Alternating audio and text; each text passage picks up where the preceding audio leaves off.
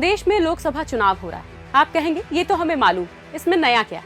नया ये है कि इस चुनाव में बिना लोगों की वोटिंग किए ही वोटिंग प्रतिशत बढ़ता जा रहा है।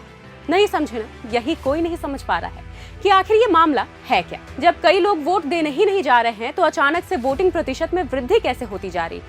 आंकड़ा 1-2 हजार का होता तो समझ आता, यहाँ तो सीधे सीधे करोड़ वोटों का अंतर है। दरअसल देश में बढ़ा हुआ वोटिंग प्रतिशत एक गंभीर मामला बन चुका है। पहले जो फाइनल वोटिंग प्रतिशत 24 घंटे में आ जाता था, उसे जारी करने में इलेक्शन कमीशन 11 दिन का टाइम ले रहा है।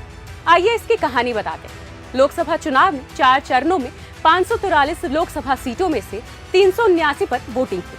जैसे आंध्र प्रदेश में वोटिंग की रात को आंकड़ा रहता है 76.5%, मगर जब चुनाव आयोग डेटा अपलोड करता है तो ये आंकड़ा हो जाता है 80.7%, यानी कि 4.2% की बढ़त। ऐसे में महाराष्ट्र में भी 60.5% रहता है और बाद में ये आंकड़ा हो जाता है 62.9%, यानी कि 2.4% की बढ़त।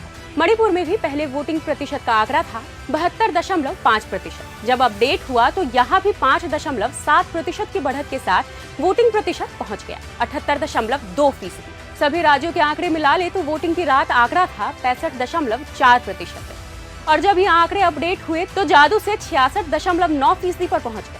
अगर वोटों के हिसाब से देखें तो ये संख्या 1.07 करोड़ वोटों तक पहुंच जाती है, यानी कि प्रत्येक लोकसभा सीट पर करीब 28,000 वोटों की वृद्धि। ये आंकड़े लोगों के मन में शक पैदा करते हैं, साथ ही निष्पक्ष चुनाव प्रक्रिया पर सवाल भी खड़े करते हैं। Association for democratic reforms (ADR) ने इस मामले में सुप्रीम कोर्ट में याचिका डाली, जिसके बाद सुप्रीम कोर्ट ने चुनाव आयोग से 24 मई तक जवाब देने को कहा है। हम बार बार कह रहे हैं कि ये चुनाव देश में लोकतंत्र और संविधान बचाने का चुनाव है और हम इसे बचाने के लिए लड़ते रहेंगे।